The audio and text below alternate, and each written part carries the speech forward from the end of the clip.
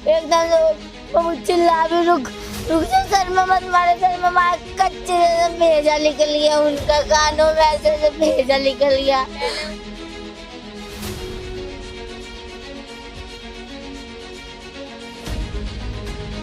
तो मैं कहा मुझे तो मैं बात करूं। फिर मैंने बोला मैं कहा आपके बेटे ने अच्छा नहीं किया। तो कहते अभी तो अच्छा किया, अब अच्छा मैं करके दिखाऊंगा तुम लोगों को। जो तुम लोगों ने मेरे बेटे को फंसाया है बहुत बुरी तरह से, अब मैं देखो क्या करता हूँ, मैं आ रहा हूँ दिल्ली में। तो मैं कहा आ जाओ दिल्ली में, हम भी यहीं बैठे हुए हैं। तो कह रहा है, बोलते मैं 11 साल जो जेल में रह के आया हूँ ना बलात्कार के केस में, वो पुलिस वाले किया थे तो उन्होंने मुझे अंदर रखा है। हॉस्पिटल लेके गया, पीछे हाथ रखने, ऐसे खून हाथ में।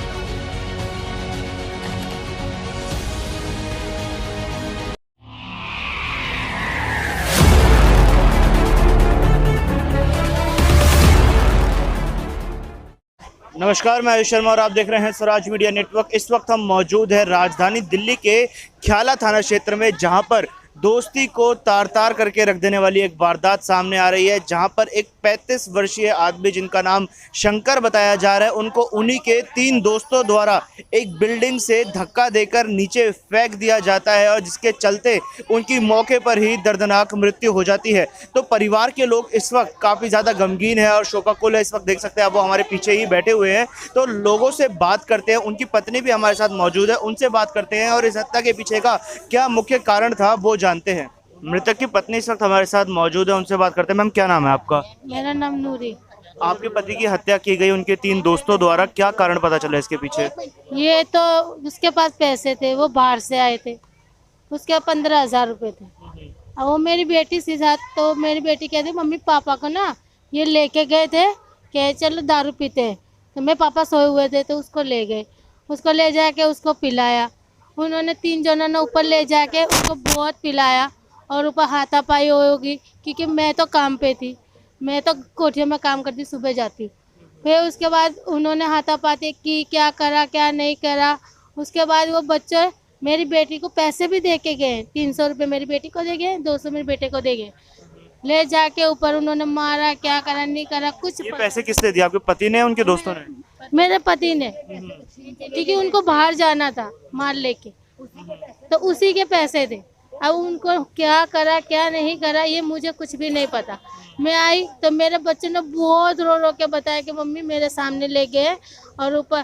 फिर मैं बर्तन करने बैठी और मुझे किसी ने आके खबर दी कि तेरे पापा गिरे हुए हैं। तो मैं भागी गई, मेरे दोनों बच्चे गए, वहाँ गए तो उसके पापा की थोड़ी सांस चल रही थी, तो उन्होंने हाथ पकड़ लिया मेरे बेटी का। तो उसके बाद उसने देखा तो उसके आंसू निकल रहे, तो बोलने लगे, तो सिर्फ आह करा और वो खत्म। जब वो आह करने लगे थे तो उनके जो जिसने गिराया था वो साथी था, वो भागा नहीं था।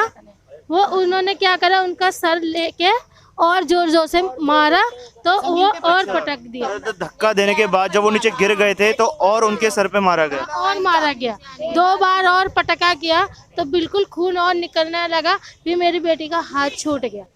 आपको बता दें कि जब शंकर की मृत्यु हुई थी उस वक्त उनके दोनों बच्चे भी वहीं पर मौजूद थे, उनका बेटा और बेटी भी यहाँ पर उपस्थित है।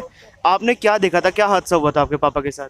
मैं तो खेल रहा था, तो मैं नीचे उतरा था बॉल लेने, तो एक अंकल चिल्ला के कह रहे थे मेरे मासा को कि वो शंकर गिर गए शंकर। तो मैंने पहले ध्यान नहीं दिया। फिर मैंने पूछा कौन शंकर, तो मेरे पापा का बताया। मैं भगता भगता गली में गया, मैंने गर्दन पे हाथ रखा, तब सांस चल रही थी। तो मैंने अपनी टी-शर्ट उतार के बांधी सर पे जहाँ से खून निकल रहा था। तो जो मेरे चाचा थे ना, एक्टिंग के जगह यूं कर रहे थे, मैं मना कर रहा, गाली दे, हटाओ हटाओ हटाओ, यूं करे, बम बम आवाज आई। वहीं साथ चल गया और किसी को ले जाने नहीं गई, यहाँ से भेजा आ गया था। जब वो नीचे गिर गए थे उसके बाद और उनके सर को पटका गया? हाँ, आपके सामने हो रहा था ये? हाँ, मैं वहीं खड़ा था बिल्कुल पास, मेरे हाथ में भेजा आ गया। आप उनकी बेटी है? हाँ जी, मैं उनकी बेटी हूँ। क्या देखा था आपने? मैंने, मेरे पापा नहीं गिरे थे, मेरे पापा में सास थी, मेरा हाथ पकड़ा था। मेरे को यहाँ पे भी हाथ दिया, यहाँ पे भी हाथ दिया। वो दो तुरंत भग गए, एक भगने ही वाला था। तो मैं ऐसे बैठी थी, मैंने उसको आवाज दे के बुलाया। मेरे पापा का पर्स ऊपर से आके मेरे गाल पे गिरा, मेरे पापा का पर्स।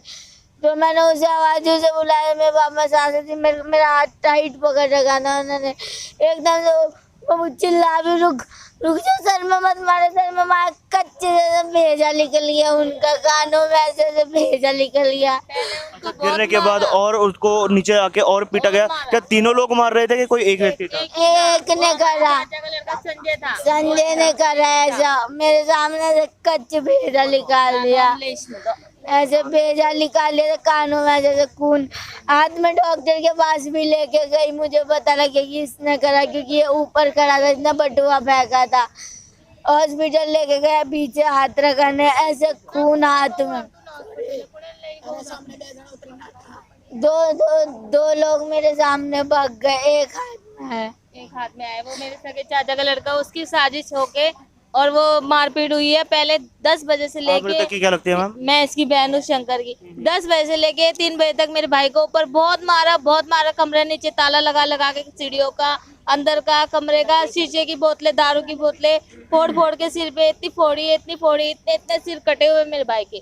फिर बहुत मारा, उसके होश ही नहीं आया। फिर पानी डाला ऊपर, बहुत पानी डाला उसके ऊपर। फिर क्या किया, फिर कपड़े उतारा, फिर हाँ पूरे गीला हो गया। फिर कह रहे हैं वो डर गए सब कि मर गया क्या, तो फिर ऊपर से उसने फेंक दिया नीचे। और नीचे फेंकने के बाद भी जान थी, फिर भी 2 भाग गए, और एक तो फिर भी वो जान निकाल के ही गया है, वो भी हरामजादा। वो मेरे सगे चाचा का लड़का था, सगे चाचा का लड़का, उसकी साजिश थी। परिवार के कुछ और लोग भी इस वक्त हमारे साथ मौजूद हैं, उनसे बात करते हैं। मैम क्या नाम है आपका? मेरा नाम सुनीता है। आप मृतक की क्या लगती है? भाई है मेरा छोटा। अच्छा, अब जब ये पूरी वारदात हो गई, 3 आरोपी को पकड़ा गया है, क्या कोई दबाव बनाया जा रहा है, केस वापसी लेने का परेशान किया जा रहा है परिवार को? हमको तो केस नहीं चाहिए, हमको तो इंसाफ चाहिए, इंसाफ चाहिए। मेरा बड़ा छोटा भाई तो चला गया, उनके छोटे छोटे बच्चे हैं, रूल किया, उनको इंसाफ चाहिए, ऐसे छोड़ने नहीं चाहिए, बस मैं तो यूँ बोलूँगी। कोई धमकी मिल रही है आप लोगों को किसी प्रकार की? हम इसके पिताजी का फोन आया था कि मेरा बेटा सही है और तुम लोग गलत हो। मेरे बड़े भाई के पास फोन आया कि मेरे बेटे को छुड़वाओ, अभी आऊँगा वहाँ पे, फिर मैं लड़ाई झगड़ा करूँगा। उसने यूँ बोला। उसने आपको भी मैम परेशान किया जा रहा है, धमकी दी जा रही है? हाँ जी, उन्होंने धमकी दी है। हमने पुलिस वालों को वो नंबर दिया कि उस जिस फोन से धमकी दी है। क्या कह रहे हैं धमकी में? कह रहे कि मेरे बेटे ने नहीं किया है। अच्छा। तो मैं कि आप नहीं थे तो आपको पता नहीं है, इन्होंने बताया कि आप नहीं थे, आपको पता नहीं है ना, आप बोलो मत। मेरी जिठानी ने बोली, मेरी जिठानी पे फोन आया था। आपके पास फोन आया था मैम? क्या हुआ था, क्या बता रहे थे फोन पे, क्या कहा जा रहा था? उन्होंने मेरे को ये गालियाँ निकाल रहे थे फ़ोन पे। मेरे पति बात कर रहा था, तो मैंने बोला मगर आप किससे बात करो, जब हम हॉस्पिटल में थे, बॉडी लेने के लिए गए हुए थे शंकर की। तो फिर मैंने हाथ में से फ़ोन ले लिया, मगर किससे बात कर रहे हो आप? तो उन्होंने कहा कि ये संजय के बाप का फ़ोन आया, तो मगर मुझे दो, मैं बात करूँ। फिर मैंने बोला मगर आपके बेटे ने अच्छा नहीं किया। तो कहते अभी तो अच्छा किया, अब अच्छा मैं करके दिखाऊंगा तुम लोगों को, जो तुम लोगों ने मेरे बेटे को फंसाया है बहुत बुरी तरह से। अब मैं देखो क्या करता हूँ, मैं आ रहा हूँ दिल्ली में। तो मैं कहा आ जाओ दिल्ली में, हम भी यहीं बैठे हुए हैं। तो कह रहा है, बोलते मैं 11 साल जो जेल में रह के आया हूँ ना बलात्कार के केस में, वो पुलिस वाले बेवकूफ़ है, तो उन्होंने मुझे अंदर रखा है। अब देखता हूँ कि कौन उसको अंदर रखता है, मेरे बेटे को मैं छुड़वाऊंगा और मैं देखो क्या हालत करता हूँ तुम लोगों की। तो फिर मैं तुरंत मैंने पुलिस वालों को बोला कि भाई मेरे पे ये फ़ोन आ रहा है, मेरे को धमकी दी है। मैंने तुरंत बाबूजी को मैंने नंबर दे दिया था उनका। अब उन्होंने क्या बात की है अभी तक कोई खबर नहीं आई है, अभी तक उन्होंने कार्रवाई की या नहीं की है।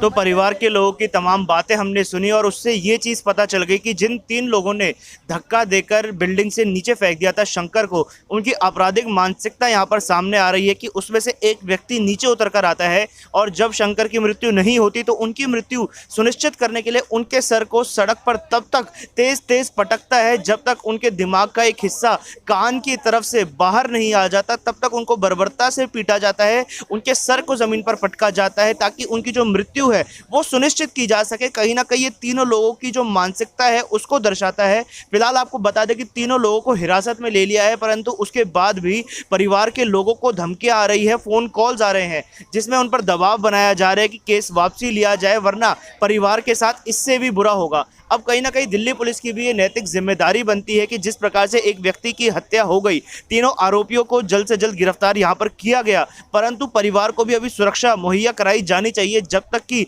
तीनों आरोपियों को कठोर से कठोर सजा नहीं हो जाती। और जो व्यक्ति परिवार पर केस वापसी लेने का दबाव बना रहा है, परिवार को धमकी दे रहा है, उसको भी जल्द से जल्द सलाखों के पीछे डालना चाहिए ताकि परिवार की जो सुरक्षा है वो पुख्ता हो सके। अब ऐसे में चाहूँगा कि आप दिल्ली पुलिस के आला अधिकारियों को टैग करें इस वीडियो को तमाम सोशल मीडिया प्लेटफॉर्म्स पे शेयर करके, ताकि उन्हें भी पता चल सके कि ख्याला थाना क्षेत्र से आए दिन ऐसी वारदातें सामने आती है जहां पर या तो किसी व्यक्ति की हत्या कर दी जाती है या दुष्कर्म कर दिया जाता है। ऐसे तमाम अटेम्प्ट टू मर्डर के केसेस भी, कई ऐसे केसेस इस जगह से सामने आते हैं जो इंसानियत को शर्मसार करके रख देते हैं।